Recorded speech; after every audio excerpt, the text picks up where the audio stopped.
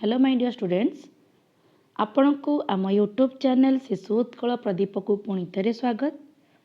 आज वीडियो रे आमे पंचम श्रेणी ओडिया कार्यपुस्तिका प्राथमिक शिक्षा प्रस्तुति कार्यक्रम 2023 आउ 24 देखंतु कार्यफर्द 21 करवा। ठीक अच्छे पिले माने ताले एबे जिबा देख पिले शिक्षण कार्य 1 खेलकूद परी आउ दुईटी जुग्म शब्द लिखिबा। खेलकूद परी आउ दुईटी जुग्म शब्द हेउची पिले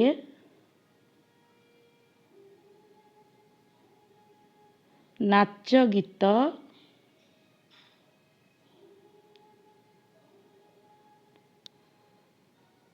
गप सप।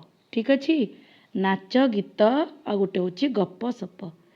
एबे जिबा शिक्षण कार्य 2 तल लिखित शब्द मानकु नहीं वाक्य गढ़िबा। पिले परिश्रमी आ गोटे होची जानवाहन। पिले देखिबा जीए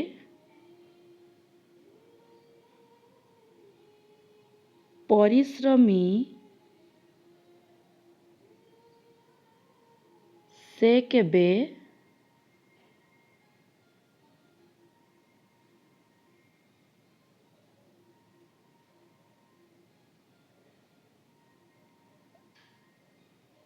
जीवन रे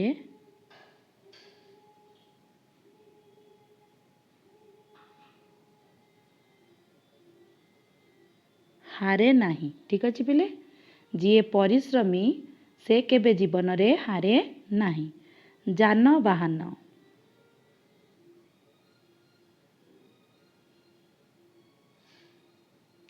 आजिकाली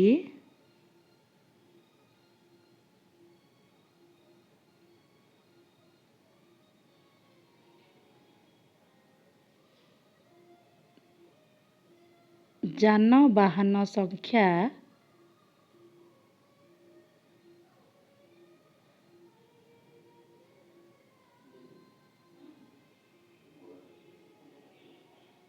बढ़िबाकू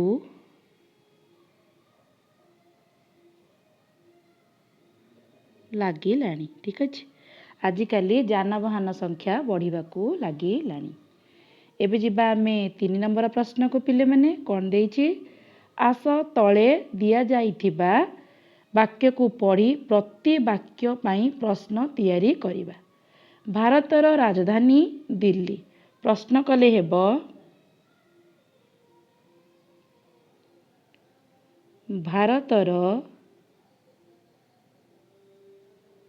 राजधानी नाम कौन। ठीक अच्छे पिले मोबाइल ले लिखुची टिके असुविधा हेउची तुमे सुंदर करी खातारे लिखिबो। आम देशर नाम भारत प्रश्न कले कौन हबो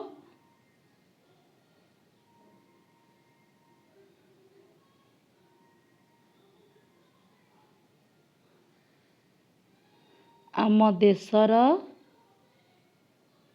नाम कौन। ठीक अच्छे एबे जिबा आमे 4 नंबर को कौन देइछि देखिबा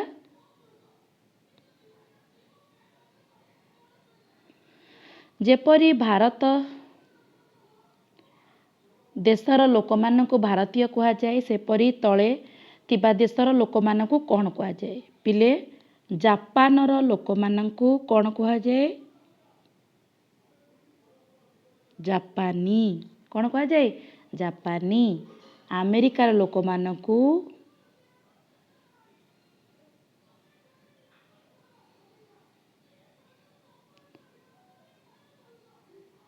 अमेरिकीय। ठीक अच्छे अमेरिकीय आउ इटाली लोक मानकु कौन कहा जाए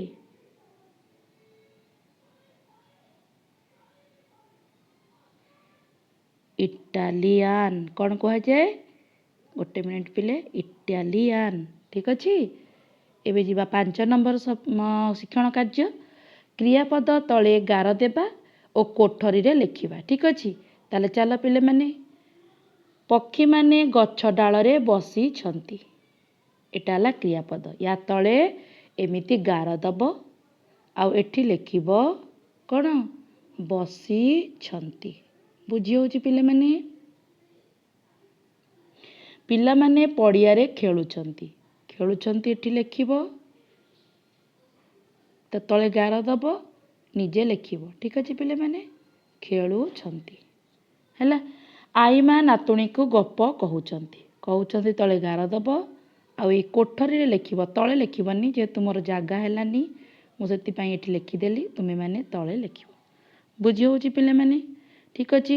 ଏବେ ଯିବା ଆମେ କାର୍ଯ୍ୟପଦ 21କୁ। ଦେଖ ପିଲେ, ଏବେ ଆମେ ପହଞ୍ଚିଲେ କାର୍ଯ୍ୟପଦ 21କୁ। କ'ଣ ଦେଇଛି ନା ଶିକ୍ଷକ ଶବ୍ଦର ବିପରୀତ ଲିଙ୍ଗ ପ୍ରକାଶ କରୁଥିବା ଶବ୍ଦଟି ଲେଖ। ପିଲେ ଶିକ୍ଷକ ଶବ୍ଦର ବିପରୀତ ଶବ୍ଦ କିଏ? ନା ଶିକ୍ଷକ ଶବ୍ଦର ହେଉଛି, ଗୋଟେ ମିନିଟ୍ ପିଲେ,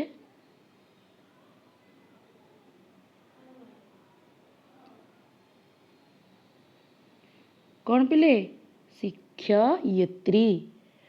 ସୂର୍ଯ୍ୟୋଦୟ ଶବ୍ଦର ବିପରୀତ ଅର୍ଥ ବୁଝାଉଥିବା ଶବ୍ଦଟି ଲେଖ।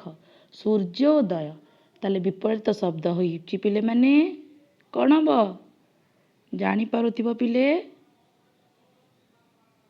ସୂର୍ଯ୍ୟାସ୍ତ। କ'ଣ? ସୂର୍ଯ୍ୟାସ୍ତ। ଏଇଟା ଝିଅ ପିଲାମାନେ। ଠିକ୍ ଅଛି? ସୂର୍ଯ୍ୟାସ୍ତ। ଠିକ୍ ଅଛି। ଏବେ ଯିବା 3 ନମ୍ବର ପ୍ରଶ୍ନ। ତଳେ ଦିଆଯାଇଥିବା ଶବ୍ଦଟିକୁ ବାକ୍ୟରେ ବ୍ୟବହାର କର। ଧୀରେ ଧୀରେ। ଧୀରେ ଧୀରେ ଲଗେଇକି ପ୍ରଶ୍ନ ଗଢ଼ିବା। ଗୋଟେ ମିନିଟ୍ ଲିଭେଇ ଦେଉଛି, ଆଉ ଥରେ ଭଲସେ ଲେଖୁଛି। ଦେଖ,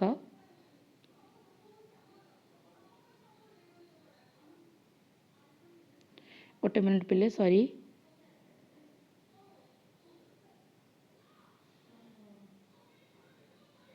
ଶ୍ୟାମ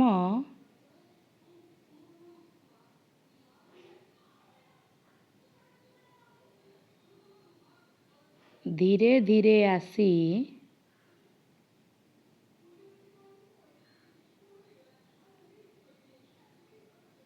ମାଙ୍କ ଆଖି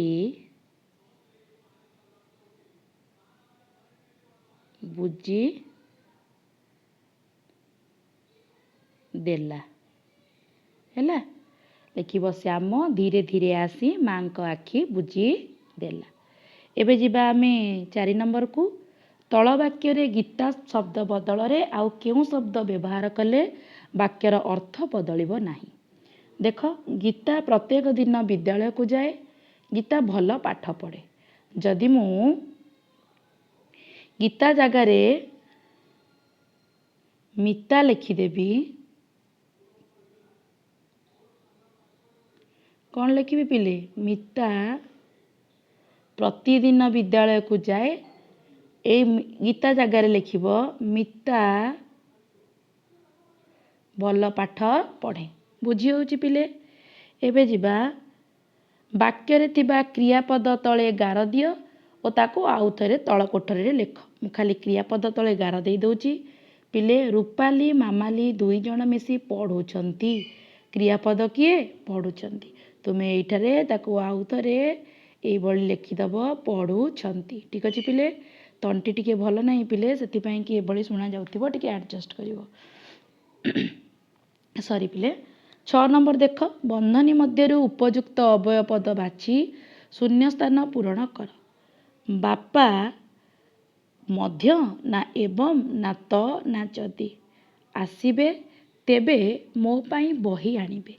ତାହେଲେ ଆମେ ଲେଖିବା ବାପା ଯଦି ଆସିବେ ମୋ ପାଇଁ, ତେବେ ମୋ ପାଇଁ ବହି ଆଣିବେ। ତାହେଲେ ଏଠି କ'ଣ ଲେଖିବ?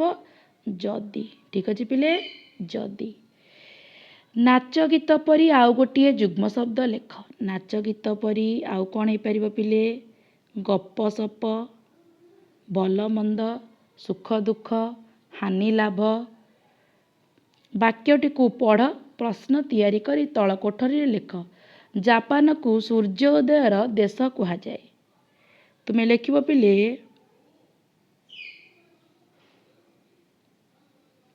ସୂର୍ଯ୍ୟୋଦୟ ର ଦେଶ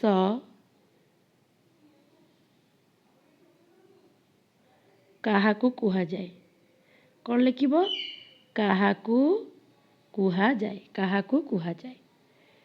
ତଳ ଲିଖିତ ଶବ୍ଦଟିର ସମ୍ପର୍କ ଥିବା ଶବ୍ଦକୁ ବନ୍ଧନୀ ମଧ୍ୟରୁ ବାଛି ତଳ କୋଠରୀରେ ଲେଖ। ଅସହ୍ୟ ପିଲେମାନେ ଅସହ୍ୟ କ'ଣ ହେବ? ଅସହ୍ୟ ଯନ୍ତ୍ରଣା ପିଲେମାନେ କ'ଣ? ଯନ୍ତ୍ରଣା। ଠିକ୍ ଅଛି ପିଲେ, ବୁଝିପାରିଲ? ତ ପରବର୍ତ୍ତୀ ଭିଡ଼ିଓରେ ଆମେ କାର୍ଯ୍ୟପଦ 22 କରିବା। ପିଲେ ରହୁଛି, ଧନ୍ୟବାଦ।